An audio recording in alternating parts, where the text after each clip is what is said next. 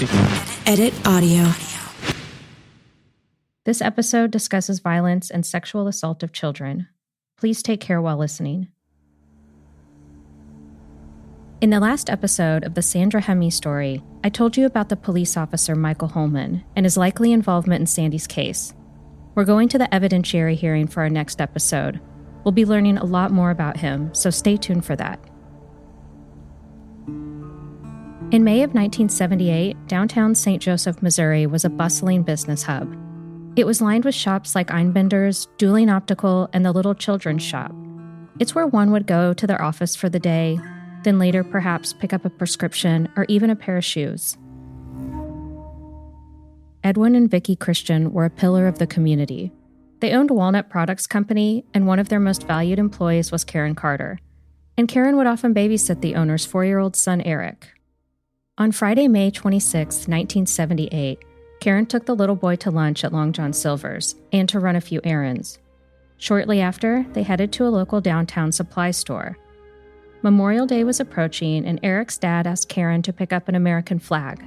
After Karen parked the car, Eric spotted a small outdoor playground and wanted to go down the slide.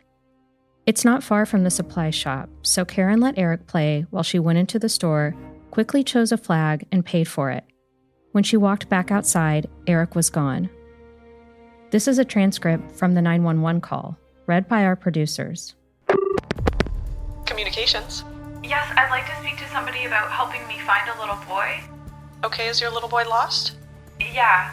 Okay, what's your address? I'm at the mall. Oh, downtown mall? Yeah. Okay, whereabouts on the mall are you? Mantrix. By Mantrix, okay. Could you give me a description of your boy? Okay, he has a red and blue shirt on, blue jeans, blonde hair, and he's about... Wait a second. Red and blue shirt, blue jeans, blonde hair? Yeah. Okay, and he's a white male? Yeah. How old? 4? Beg your pardon? Pardon me? How old is he? 4. 4, okay. And his height? Approximately, if you don't know that... 3.5 foot? All right, and his weight? He's thin, I don't know. That's okay. What's your name, please? Karen Carter? Karen Carter. Okay, we'll get somebody down there, Karen. Okay, thank you.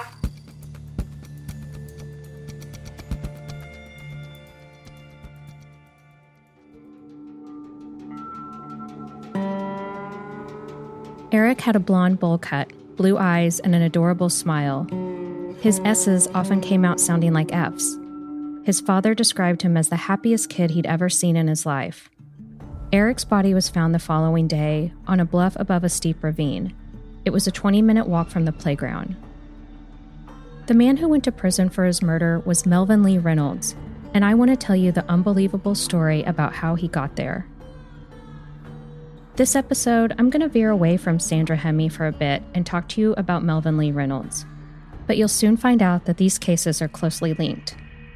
As it turns out, Sandy wasn't the only person that the St. Joseph police wrongfully targeted. Around the same time that Sandy's case was going through the courts initially, St. Joseph police and law enforcement more generally were roiled in another controversy. It was the wrongful conviction of a man named Melvin Lee Reynolds.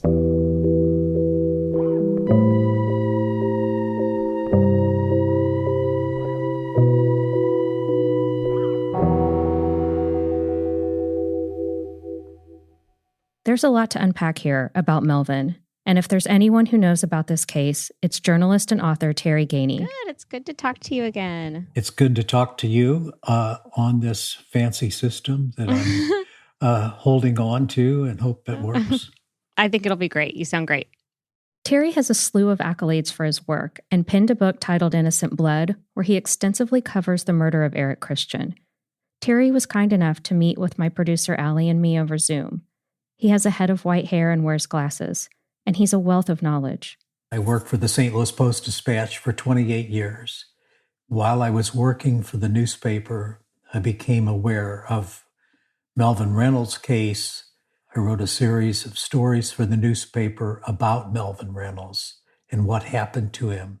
Okay, so I think this is a good point to talk about Melvin. Can you just tell us a little bit about who he was? Melvin Reynolds was a young man who lived in St. Joseph, Missouri. He was very troubled. He had, as a youth, done some things that brought him to the attention of the police. Not serious things, but enough to give him some notoriety among the police officers in the department. He was gay. He had done some shoplifting. He was a poor student in school. He was sent off to a youth detention center in Missouri. And for a time, he was treated at the St. Joseph Mental Hospital for emotional or psychological problems that made him someone the police were somewhat aware of. He was very willing to go along with what authority figures were trying to tell him to do. He was very compliant. He was a person who wanted to please, and he became the target of the police officers who were trying desperately to solve the murder of Eric Christian. After Eric was murdered, the police were desperate to solve the case because he's the son of a well-known business figure in St. Joseph. It was a terrible crime in a town not used to child murders. Here's a 4-year-old boy who's found molested and murdered in a wooded area on the outskirts of St. Joseph. Somebody had to go down for that crime. The Northwest Missouri Investigation Squad was organized just 2 months prior to Eric's murder, and this would be their first case. One thing that I noticed when I was reading up on this case, that initially they had a suspect because they thought that the person who committed this murder was likely of a certain build. They would have had to have the physical capacity to climb up a hill and hold, a child at the same time. Do you know if I was right about that, or? The person who was seen leading Eric Christian to the wooded area where his body was later found, there were 2 witnesses who saw this person who described him to be a man in his 50s, approximately 5 feet 10 inches tall, weighing about 200 pounds. Melvin didn't match this description at all. He was just 25 years old, 5 feet 8, and slender. But he wasn't the only suspect police were looking into. A man named Harry Fox was also suspected. Harry Fox, who was brought in for police questioning first, was an overweight man totally incapable of climbing the hill in the wooded area. It's more like a bluff, and he could not have been the person leading Eric Christian away from the downtown mall. So neither one of the 2 characters who police focused on matched the description of the man believed to have been Eric's murderer. Harry Fox lived a quiet life as a janitor, was respected by his coworkers, and loved classical music. He was questioned twice. The second time, police took Fox on a physical field trip of sorts to see if he was capable of walking up that hill. Fox had to turn around and walk backwards because the physical exertion was too much. Despite his inability to climb the hill, police questioned Fox a 3rd time, during which he is quoted telling officers that he couldn't understand why he was even at the station. This time, after being interrogated for a half hour, Fox began to convulse and vomit. And Fox died of a heart attack during police questioning. He dropped to the floor and was pronounced dead shortly after. For police, it was time to find a new suspect. A young boy had been molested and murdered, and a town needed answers. Somebody had to go down for that crime. To me, this feels eerily familiar to Sandy's case. Police doing everything in their power to solve a crime, no matter what the consequences are.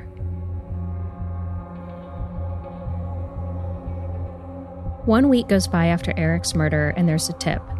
An anonymous caller told police that Melvin Lee Reynolds had been observed at the outdoor mall where Eric was abducted. Despite the fact that Melvin is about half the age of the profiled suspect, quite a bit shorter and much thinner, officers went to Melvin's house to follow the lead. Police questioned him for about 15 minutes, and Melvin denied being at the mall. But for some reason, they don't believe his story. John Muhlenbacher was the lead. He's the detective that you heard about in the previous episode, the one who arrested Michael Holman. He also testified to the grand jury in Sandy's case. Muhlenbacher questioned Melvin again, this time for 2 hours. According to Terry's book, he showed him a photo of Eric's body and got him to agree to a polygraph test. But I believe he took 2 lie detector tests, and that the person who administered those believed him to be innocent. And I believe there were some people in law enforcement that thought that as well. Can you speak to that a little bit, Terry? The first person who gave him the lie detector test, Terry Boyer, told the chief of police at that time, not Hayes, but his predecessor, that there were some deceptions in Melvin's answers, but that he did not believe Melvin had murdered the Christian boy. Later, they gave Melvin several other tests and questioned him relentlessly until there were facts about the actual murder that would show up in Melvin's remarks. And these were facts and information that had been given to him by the police during their questioning sessions. By this time, there's a new police chief, Robert Hayes, who was responsible for solving this case. He appointed 2 detectives to it full-time, one of them being Muhlenbacher. Each time the 2 detectives questioned Melvin, his story changed a bit. Eventually, Melvin admitted to being at the mall. He said he went there to help look for the missing boy and then went to a friend's house to spend the night. Melvin was questioned 9 times between June of 1978 and February of 1979. The entire time he denied killing Eric. In investigating this, I read in Terry's book and other sources that Melvin was hypnotized by police and given a so-called truth serum in hopes to produce a guilty plea. I also read that he was given some type of truth serum before he admitted to the murder of Eric. Well, I believe the medication that was given to him was sodium amytal, and some people refer to it as truth serum. Whether or not Melvin actually told the truth under the influence of that drug, I don't know, but that is something that they administered to him. And after that was administered, that was one of the times that he had admitted to the murder. He made not an admission to the murder, but he put out a statement, an element of fact that he hadn't alluded to before. He said, "When I saw the boy on the mall." On February 14th of 1979, they relentlessly questioned Melvin one final time from 10:30 a.m. to 1 a.m. After 13-plus hours, the interrogation ended with the officers writing out a statement and getting Melvin to sign it. That statement became the confession police needed. How, if you can recall, did the kind of final admission to this, we know he was interrogated for hours, he was interrogated multiple times. How did the final admission sort of go down that led to his trial and then subsequently him going to prison? Melvin was questioned and at first totally denied killing Eric Christian, but the police brought up to Melvin other things that he had done and began sort of pressuring him to come clean with everything that he had done wrong in his life. And this relentless form of questioning would have Melvin at times make admissions to certain elements of the Christian boy's murder that police had suggested before in previous questions, in previous interrogations. There'd be breaks in this questioning. Melvin would be asked to make a statement on paper, write out a long statement, and he would include some things that were accurate as to the facts of the murder, but then he'd have some things that were totally wrong. For example, he'd said, "When I first saw the boy, it was 35 minutes before I eventually let him off the mall." Well, that didn't fit with the account of the babysitter who only had Eric out of her sight for 5 minutes. So how could Melvin have had the boy for 35 minutes on the mall while the babysitter had been with him had been without him for only 5. So there were these little inconsistencies that the police had to resolve. And they kept coming back to him and asking him more questions. They would have breaks, and then he would talk some more. And finally, he admitted that he had done these things and signed a statement to that effect. Robert Hayes called the prosecutor and asked the prosecutor to come and had Melvin tell him, yes, I murdered the Christian boy. Even though the evidence wasn't adding up, they continued to interrogate Melvin for hours, which seems remarkably similar to the way they had interrogated Sandy. The prosecutor wasn't convinced, and he said, unless he can show me the exact spot where the body was found, I'm not going to bring charges. So they even let Melvin go home. They let Melvin, who supposedly had confessed to this terrible crime, go home that night. They pick him up the next day and take Melvin to the wooded area where he picks a site. It's not exactly the site, it's close, but it was enough to convince the prosecutor to finally bring charges. You have to remember, too, the police chief is conducting his own PR campaign. He's calling the newspapers and the radio stations saying, you better call the prosecutor and ask him, does he have a suspect now in the murder of Eric Christian? So there was this pressure campaign on the prosecutor, Mike Insko, that was also part of this terrible scenario that had Melvin Reynolds being accused of this terrible crime. There are many people who have all their faculties and an IQ of 110 who might not be able to withstand that kind of police interrogation. So Melvin was sort of a willing accomplice to what the police were trying to do, and they were trying to get somebody for this terrible murder. So while some folks didn't think Melvin committed the crime, he is charged with murder in the second degree. After a trial in a packed courtroom, a jury foreman hands the verdict to the judge. Melvin Lee Reynolds is guilty of second-degree murder and will receive a punishment of life in prison. We'll be back after this short break.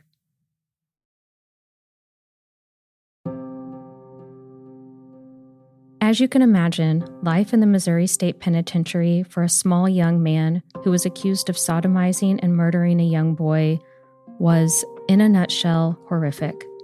Melvin was constantly abused. When I think about this, it makes me wonder what Sandy has endured over her 4 decades in prison. Let's fast forward.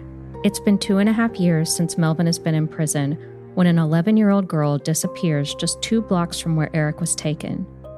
Her body was found in the Missouri River, less than a mile downstream from where Eric Christian was discovered.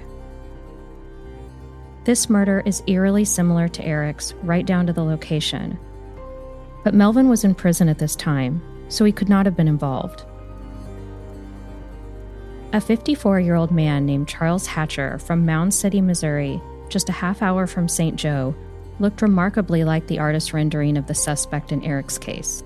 And Hatcher had what seemed to be a never-ending track record of felonies, from sexually assaulting a boy to murdering a man in the Missouri State Penitentiary. He was paroled in 1977 and arrested for sexually assaulting a 16-year-old boy in 1978. So when Michelle Steele, the 11-year-old girl, disappeared in July of 1982, it was Hatcher who was arrested. And get this, while awaiting trial, Charles Hatcher confessed to 15 other murders, one of which was the murder of Eric Christian. Terry's book has a transcript of Hatcher's conversation with the police, where he said to them, "You are smart enough to know that these bastards in St. Joe will do anything for a confession, even if they have to frame someone to get it." In an effort to glean the truth, Mike Insko, the county prosecutor, asked Charles Hatcher to describe the crime scene where Eric Christian was found. He paints a picture of the location and the position of Eric's body, and it fits perfectly. Hatcher said he wanted to plead guilty. Meanwhile, Melvin was in prison, so scared for his life that he carried around the end of a broom handle, still steadfastly claiming that he did not kill Eric Christian. It's around this time that the prisoners begin to talk. Rumors are swirling that Melvin's strong conviction of innocence may in fact be true. Melvin's mother then comes to visit in prison. They sat side by side as she told him that a man named Charles Hatcher confessed to the murder of Eric Christian. According to an article in the LA Times, on October 13, 1978, nearly 4 years after Melvin had been convicted, Charles Hatcher appeared before a judge to enter his plea. "I did take the boy," Hatcher said, "and I did kill him." The judge reviewed the evidence. He accepted the plea and sentenced Hatcher to a life in prison without the possibility of parole for 50 years. The next day, Melvin Lee Reynolds left the prison, where he'd spent the past 4 years for a murder that he didn't commit. This feels like good news, and it is to a certain extent because Melvin got out of prison, but it's hard to think about what those 4 years did to an innocent man. And I can't help but wonder, if Hatcher didn't hand the police his confession on a silver platter, would Melvin have been there the rest of his life, just like Sandy? One last thing. Remember Police Chief Robert Hayes, who so desperately wanted to solve this case that ultimately landed Melvin in prison? I want Terry to tell you what happened to him. It's the most bizarre development, I guess, in the epilogue that I wrote to this book after it had been printed for so many years, that the police chief involved in this wrongful conviction is himself later accused of murder and ends up going to prison. He retired from the police force in October of 1989. 8 years later, he was accused of fatally shooting a neighbor, Tony Kuhn. Hayes and Kuhn argued after Hayes' truck stalled near where Kuhn was working on his own vehicle.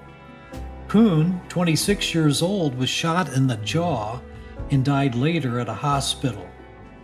Convicted on charges of involuntary manslaughter and armed criminal action, Hayes served 4 years in the Western Missouri Correctional Center in Cameron. On Christmas Day in 2006, he was paroled at age 81, and he died nearly 4 years later.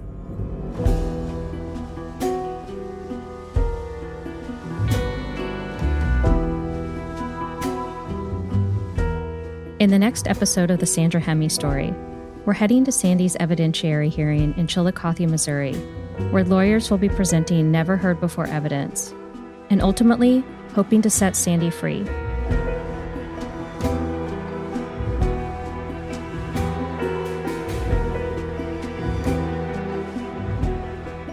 The Sandra Hemme story is part of the Edit Audio original series Ozarks True Crime.